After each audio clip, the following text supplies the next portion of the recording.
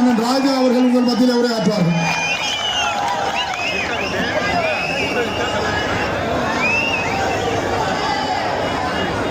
இந்த கூட்டத்திற்கு தலைமையேற்று நடத்தி கொண்டிருக்கின்ற மிக துடிப்போடு செயல்பட்டுக் கொண்டிருக்கின்ற மாநில தலைவர் திரு அண்ணாமலைஜி அவர்களே,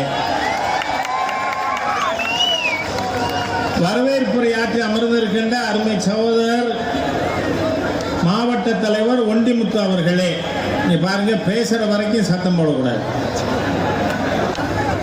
நண்பர்களே, இந்த கூட்டத்துக்கு மத்தியில் ஆளுகின்ற பாரதிய ஜனதா கட்சி இங்கு இருக்கின்ற ஒரு பாசிச திராவிடியன் ஸ்டாக் ஆட்சியின் காரணமாக நாம கோர்ட்டுக்கு போய் அனுமதி வாங்குறதா?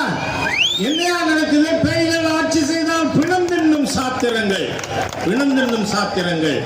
இங்க என்ன ஆட்சி நடந்து கொண்டிருக்கிறது?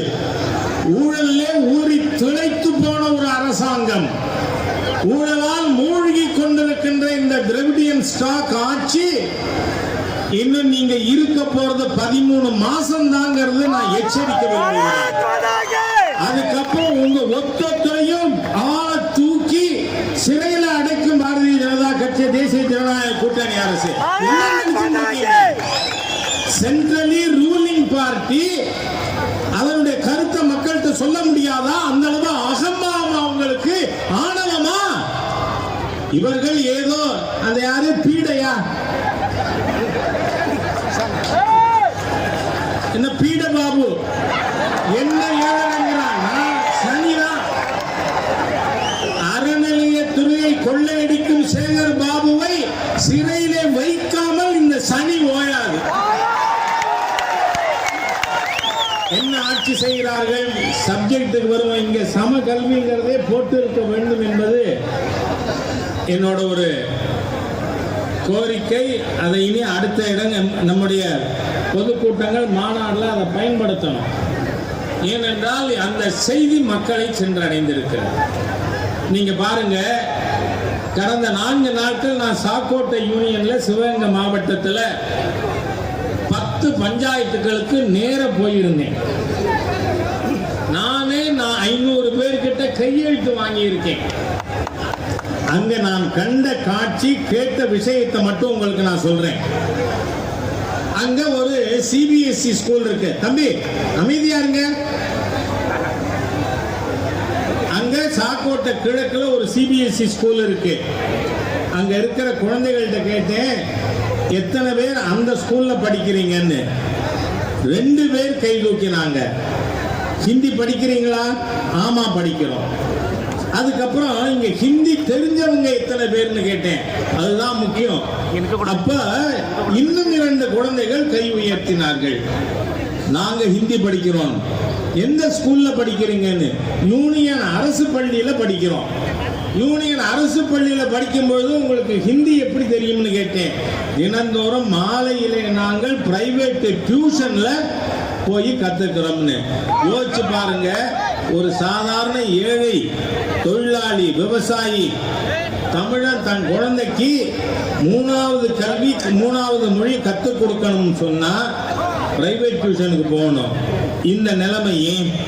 நான் கேட்கிறேன், தமிழகத்தின் மாண்புமிகு முதலமைச்சர் மு.க. ஸ்டாலின் அவர்களுக்கு எள்ளுமுனை அளவேனும் தமிழ் பற்று இருக்குமானால், எள்ளுமுனை அளவேனும் மு.க. ஸ்டாலின் அவர்களுக்கு தமிழ் பற்று இருக்குமானால், உங்கள் குடும்பம் நடத்தி கொண்டிருக்கின்ற வேளச்சேரி சன்ஷைன் மாண்டிசோரி பள்ளியை உங்கள் தகப்பனார் உருவாக்கிய சமச்சீர் கல்வி கூடமாக மாற்றுங்கள். 24 மணி நேரத்தில் ஸ்டாலின் அதை செய்யலைன்னா ஸ்டாலின் தமிழ் இன விரோதி என்று சொல்லுவோமா?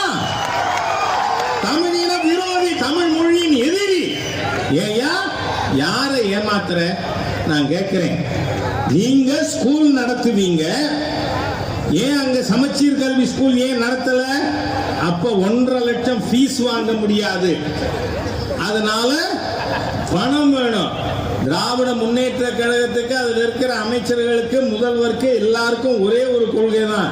காசு, பணம், துட்டு, மணி. அவ்வளவுதான். பணம் கொள்ளையடிக்கிறதுக்கு நீ வியாபாரம் பண்ணுவாங்க. பாருங்க, திமுக காரன் டிவியில வரதுலாம் சொல்றான் அது வியாபாரம்னு. எங்களுக்கு தான் தெரியுமே, தமிழ் மொழி உங்களுக்கு வியாபாரம் தானேடா. அது எங்கடா உணர்வு எங்கே இருக்கிறது? நான் கேட்கிறேன் மகேஷ் பொய்யாமொழி அவர்களே, பொய்யாமொழி இல்ல, அவர் பையன் பிரெஞ்சு படிப்பாரா, நல்லா படிக்கட்டும், நல்லா இருக்கட்டும். ஏன் ஏழை விவசாயி குழந்தை படிக்க கூடாது? சிம்பிள்ங்க. நாம இந்த தேசிய கல்விக் கொள்கையில பல்வேறு அம்சங்கள் இருக்கு, அது எதுக்கும் போக வேண்டாம். இவங்க மொழி கொள்கை வைத்து மீண்டும் 65, 67 உருவாக்கி விடலாம் நினைக்கிறாங்க. உங்களால் முடியாது. நான் பார்த்திருக்கேன் 65, 67 காரைக்குடியில 4 கிலோமீட்டருக்கு ஹிந்தி எதிர்ப்பு போராட்டம் பேரணி நடக்கும். அதுல ஹிந்தின்னு ஒரு இவங்க மொழி வெறுப்பு தான் இவங்க மூலதனமே. கருப்பு அங்கி போட்டு ஒரு சோளக்குள்ள பொம்மை இருக்கும் ஹிந்தின்னு, அதுக்கு செருப்பு மாலை போட்டிருப்பான், விளக்கு மாத்தால அடிச்சு ஊர்வலம் கொண்டு வருவான். இதை நான் என் கண்ணால பார்த்தது 65, 67 காலகட்டங்கள்ல. இன்னைக்கும் கூட பாருங்க, இந்த மாதிரியாக அவர்கள் மொழி வெறியை தமிழகத்திலே ஊட்ட முடியவில்லை என்கின்ற விரக்தியில ஆளாளுக்கு ஒன்னொன்னு பேசிக்கிட்டு இருக்காங்க. தூக்கத்துல குழந்தை எந்திரிச்சு அழுது, ஏமா என்ன ஆச்சுன்னா வாத்தியார் அடிச்சு விட்டாரு. அதுக்கு கனவுல வாத்தியார் அடிச்சாப்புல அது கனவு கண்டிருக்கு. அந்த மாதிரி ஒரு முதலமைச்சர் எந்திரிச்சு உட்கார்ந்து டீலிமிட்டேஷன் ஏயா என்ன தூக்கத்துல குழந்தை மாதிரி பைத்தியம் முடிச்சு போச்சா? எல்லா திமுக தலைவர்களுக்கும் பைத்தியம் முடிச்சு போச்சு. நான் 1, 2 இல்ல, வரிசையா சொல்றேன் பாருங்க. ஜெகத் ரட்சகன் அவர்கள் பாராளுமன்ற உறுப்பினர், அதிகம் பேச மாட்டார். ஆனா அவர் என்ன சொல்றாரு? 66 கோடி பேர் கும்பமேளா நடந்தது, மேதகு ஜனாதிபதி அவர்களே அங்க நீங்க அனுமதிக்கல குளிக்கிறதுக்கு. அட பாவி, எந்த உலகத்தில் இருக்கிறது? என்ன பண்றது? அக்கா டிஸ்டரியில ரைடு நடந்தா அவருக்கு மென்டல் பேலன்ஸ் இருக்குமா? யோசிங்க. அதே மாதிரியா மூத்த தலைவர் திமுகல துரைமுருகன், அவர் என்ன பேசுறாரு? வட மாநிலத்தில் இருப்பவர்கள்